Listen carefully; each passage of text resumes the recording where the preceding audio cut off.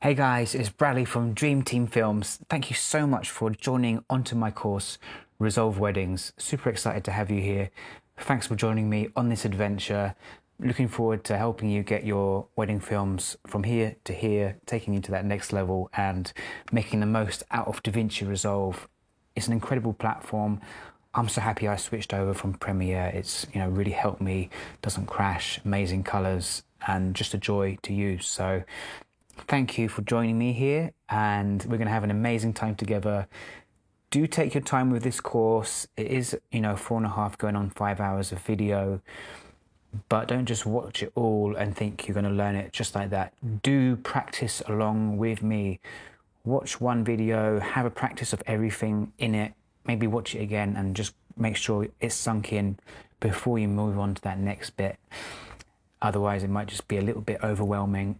If you've got a wedding film to edit along with this, that could be fantastic. Otherwise, just get any footage and have a little play with it. But if you can make a wedding film with me, that would be great. So do practice, guys. That's the main thing I'm here to say. And I also wanted to just speak a little bit about a couple of tools here before you buy Resolve, in case you haven't bought it already or you're thinking about upgrading to the studio version. You can get the studio version free with these tools. So I'm just going to briefly talk about it here. Maybe it feels a little bit of a strange time to talk about these tools, but the fact that you can get the studio version free with them means I need to talk about them now. So basically, the editor keyboard gives us this little jog wheel, and that enables us to scroll through the video. It's especially useful when we start the first cut down. It's not essential though, guys, because with the mouse you can do pretty much exactly the same thing. It just gives you another little way to move the playhead without using your hand on the mouse the whole time. So it's not a massive advantage, and the rest of the keyboard, we're going to change a lot of these keys to something more suited for wedding filmmaking. But there are a few that are going to be the same, which can help you learn. But in the end, it's not a huge advantage. So when it comes to the editor keyboard, if you're going to be doing this in the long run, I think it is a nice tool to have, but it wouldn't necessarily be the first tool that I'd recommend to get. The first tool would definitely be this micro panel. The micro panel has a great feature, which is this viewer button, which basically gives us a full screen image, and then we can start making color changes in the full screen mode, and we can sort of see what's going on. And yeah, it's quite fun to use, guys, and I think it definitely speeds up the process a bit. We are going to basically build what they call a node tree, so we do all our basic color grading first, but once we've made that tree, we can tweak it with something like this, and it's just a nice fast workflow, and it's the only way we can basically see the full image on the screen and make tweaks to it at the same time. We can get a full screen clean feed if you have another screen, but it's never going to be quite as good as having it straight in front of your face. So the micro panel is a fantastic tool, guys. If you're going to get one of these two, definitely get the micro panel. If you can't afford it yet, don't worry. I didn't have it for a very long time either. Didn't need it, didn't use it, but when I got it, I was amazed at how good it was. I'm going to show you how to do everything with your standard keyboard and mouse setup. So don't worry if you can't afford these yet. No worries. Just if you can and you want to get that studio version free, that's why I'm making this video. Thanks for watching this, guys. When it comes to getting Resolve, just head over to blackmagicdesign.com and make sure you get the studio version. Once you get your key, make sure you download the studio version. Don't download the free version. You need to download the studio version and then basically put your details in, and you're going to get access to all the features that we need as wedding filmmakers. The free version is not going to have all the functionality that I'm going to talk about on this course. It's not going to have the anti-flicker. It's not going to have even the ability to show 10-bit footage. So it's really not worth using the free version, guys. Unless you're using older cameras and you're very new to wedding filmmaking, and it can show that footage, it could be fine, guys, but it's just going to lack a few of the features that we talk about in this course. So I do recommend getting that studio version. Install it now if you haven't, and I'll see you in that editing section as soon as you're ready. See you in a bit. Hey guys, so thank you so much for joining me on this Resolve Weddings course. We're going to look at DaVinci Resolve specifically for wedding films, and we're going to jump right in now by having a look at the edit page. This is where we're going to cut and create the wedding film, do the edit before going into the coloring section. And if you ever use something like Final Cut or Premiere, it's going to be quite familiar to you. When you're getting to grips with it, it can be a little bit confusing, but it's going to make sense quite quickly, and we're going to jump right in now. Alright, so I'm going to start a new project. Let's call this First Wedding Film. Okay, so we're in the edit page. You can tell that by this little symbol at the bottom. This panel is how we access the different pages. At the top we can access a few settings. Preferences is quite useful for accessing our output audio. You can choose the headphones that you're working with.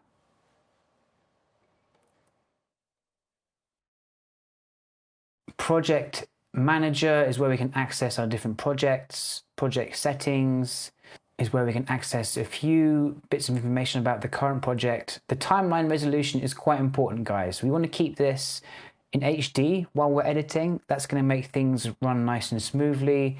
If we're in 4K, it can slow the process down a little bit.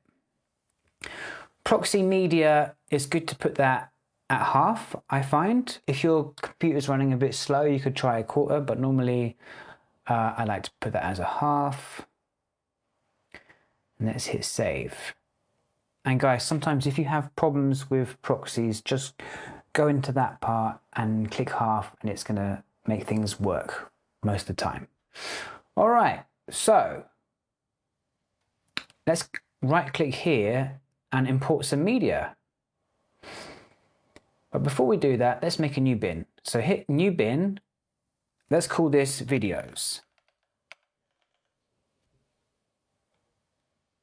Click on videos. And now we're going to import media.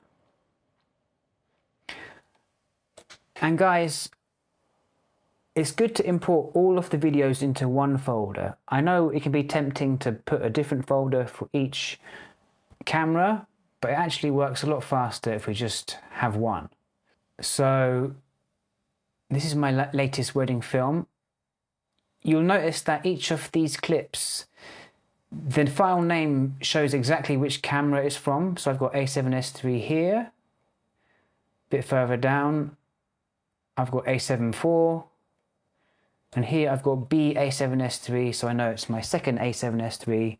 So even though it's all in the same folder, I know which camera is from which. I've got a few from a A7C at the bottom. Hit open. It's going to ask me if I want to change the project frame rate. I'm going to say don't change. Because I've got a lot of clips at 100 frames per second, but I want to stick with 24 frames per second, or you could use 25 if you prefer. By default, DaVinci chooses 24 for us. Right, so I'm just going to get rid of most of these clips because I don't need them. So currently, these are all 100 frames per second clips. I love shooting at 100 frames per second personally, but what we're going to do now is change the clip attributes and put it down to 25. Now everything is going to be in slow motion. And what I can do is right click and click Generate Proxy Media. And guys, that's my recommended workflow. It's just keep everything in one folder, select it all, and just hit Generate Proxy Media once. Then you're going to have to go and let your computer deal with it. But if you do this the night after your wedding, you can have all your proxy media done, and basically it's going to save you a lot of time just faffing around. If you make all sorts of different folders and then you start trying to attach proxies for each different folder and then making proxies for the files you missed, that's how I first tried to do it. because my camera can record proxies at 25 and 50 frames per second, but it doesn't for 100 frames. But that process is very convoluted. You have to keep coming back to the computer to see if it's done it. And ultimately, what I found most easiest is just to create proxies for everything all at once. And then just go have a break, you know, let the computer do the work, do it in the night before you go to sleep. In the morning, all those proxies are going to be made for you and you're ready to go. All right, guys, so I'm just keeping this fast and simple by having only a few files here. Obviously, it's going to take you a bit longer to create all your proxies, but my computer's done that in a minute or two. And now we're going to drag these files into the timeline here.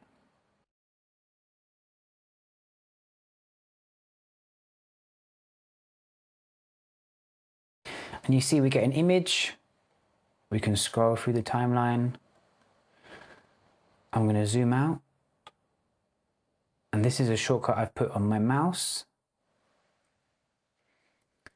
But you can also use plus and minus, equals and minus.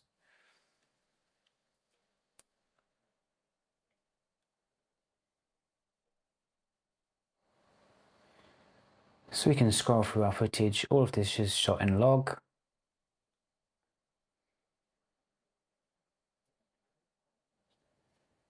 And if I press play, you can see it's all in slow motion. All right. So guys, let's have a little look at the basics here.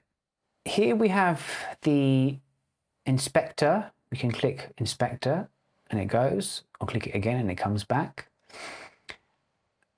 I can adjust this a little bit because I've only got one layer. I can have a bit of a bigger image, which is nice. And here I can do some basic functions and it's all fairly self-explanatory, guys. So I don't really need to show you, but look, we can zoom in and out. We can change the position. We can rotate.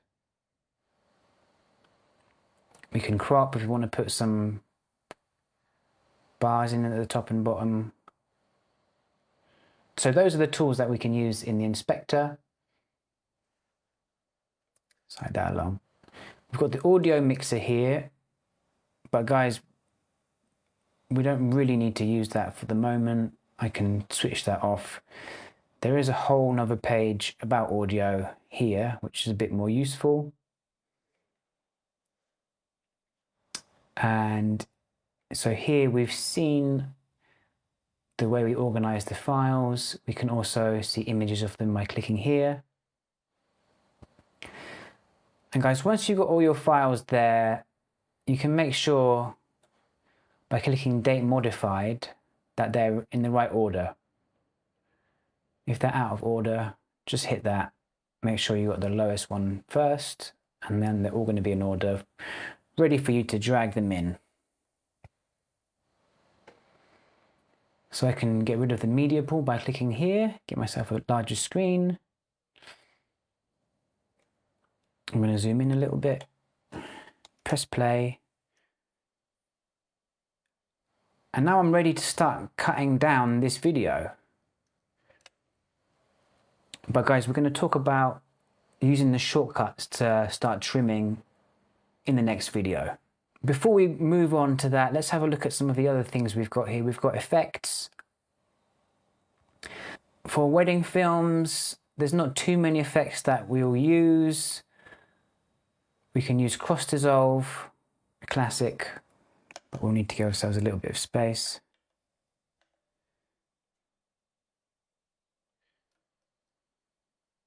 So we can do a dissolve like that. We can drag it out a little bit.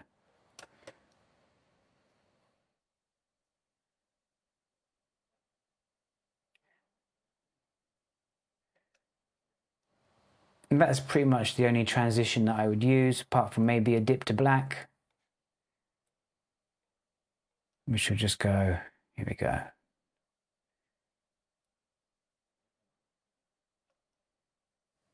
All right, fun times, guys. We've also got titles. We want to put a bit of text on. Quite a few options here. Let's do a fade on. Let's try fade on.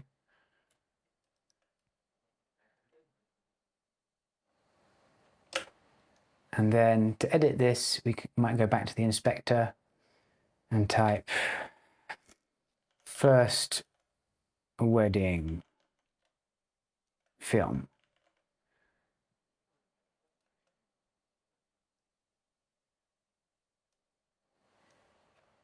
And let's go back to here.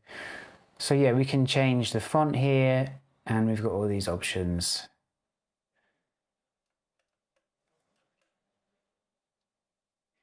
That's nice and clean. That's fine. All right. So tons of titles to have a look. We've got basic title, which might be pretty useful. This does nothing. So let's get rid of that. Basic title. Again, click on it. Let's put some text in. Hello. All right. So we can also apply transitions to the font, so I can blend that in and out.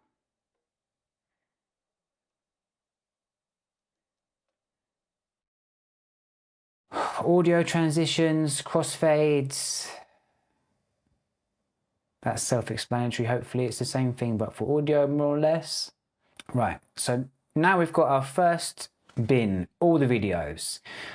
Let's create another bin, and now let's make that one timelines. So now we can access timelines.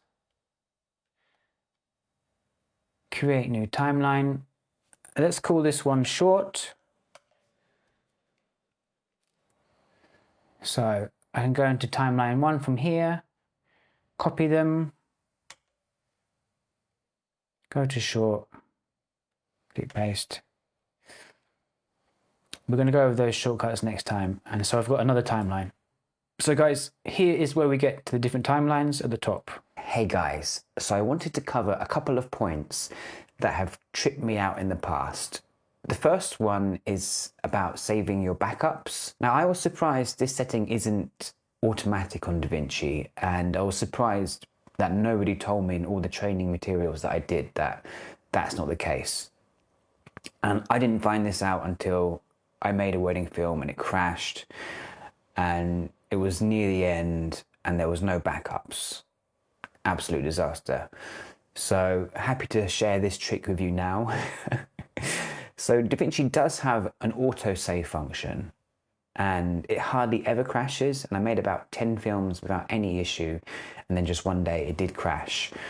So make sure you've got backups selected as well as the autosave. To do this, we're going to go to the preferences, head over to user,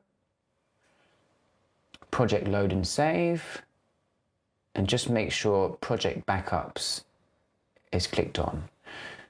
Now LifeSave is automatically selected, but project backups you'll need to select, put a folder, choose your amount of time you need to back up. You're hardly ever going to need to use this, guys, because as I say, DaVinci is very reliable, but make sure it's selected in case of emergency. And once you've done it once, it should load up like that every time. I only had to click that once and now it's fine. And there's one other thing I wanted to show you guys. When you're copying and pasting between timelines, I'm going to press copy. I'm going to go to the short one. If I just press paste now, nothing's going to happen. You have to click on the timeline and paste. Just a small thing. If you've not clicked on it, it won't paste. And sometimes I've been confused as to why it's not pasting. But there you go. Now you know. And guys, just a note about structure and the process. Normally what I would do is once I've imported all my video from the wedding and brought it onto the timeline, I would go over to timelines, create a new one, and do one for speeches and create a new timeline for the ceremony. And then basically cut out all those bits and put them into the timeline.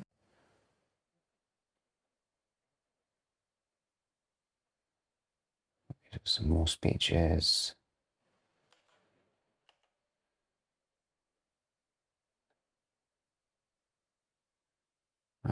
Here's the ceremony clips. So I'm just doing this very roughly to show you.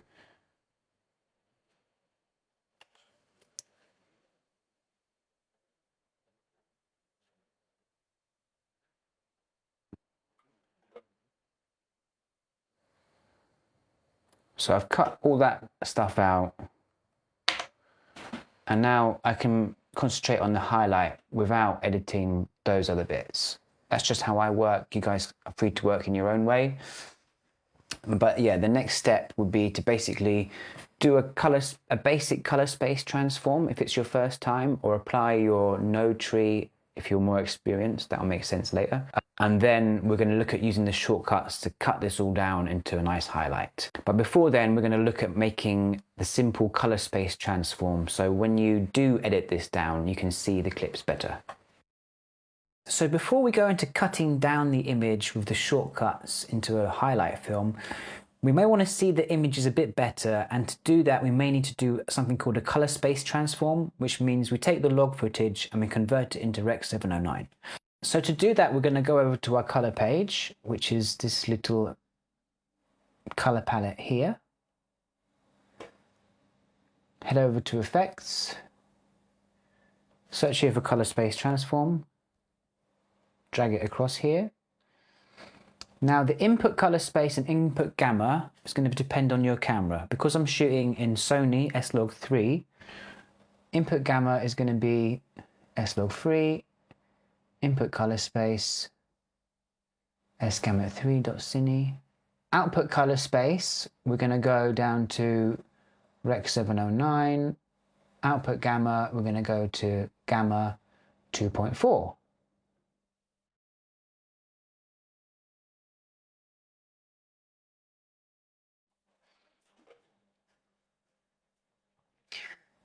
And guys, I'm going to do a little bit of a dip to the colors because I'm shooting at 1.7, because with log in Sony it captures more detail in the highlights. So I'm going to tend to need to bring down the image a little bit. So I'm just going to leave that as a basic curve. Obviously it's far from finished, but what I'm going to do is press Ctrl+C, copy that, and then I can apply that to the rest here and to this side. Now all these clips have a basic color grade. So when I go back to my edit page, I can see what I'm doing a little bit better, and that might help me choose the clips. Obviously that's not the final color. We're going to go into that shortly. That's just the first step before we start doing the editing. So guys, thanks for watching. I hope that all makes sense. Feel free to watch this again. In the next video, we're going to go into shortcuts.